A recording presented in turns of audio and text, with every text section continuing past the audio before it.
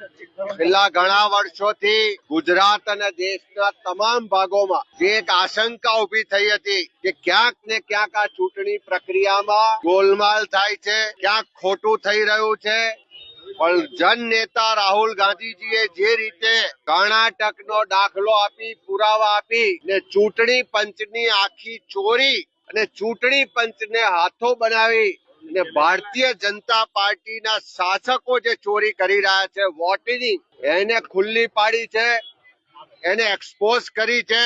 એનાથી આખા દેશના લોકોમાં આ સરકાર સામે ફિટકાર વરસાવી રહ્યા છે. બધા જ લોકો આજે કહી રહ્યા છે કે તમારા મારા બધાના વોટની ચોરી થઈ શકે છે.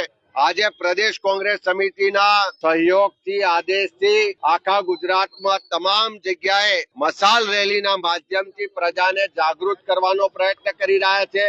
આજે વડોદરા શહેરમાં પણ મશાલ રેલીના માધ્યમથી આ સંસ્કારી નગરીના લોકોને અમે કહેવા માંગીએ છીએ કે આ જે વોટની ચોરીનું આખું કૌભાંડ ષડયંત્ર ચાલે છે એને ખુલ્લું પાડવા માટે, લોકશાહીની રક્ષા કરવા માટે, તમારા મતના અધિકારની રક્ષા માટે તમે બધા પણ આગળ આવો.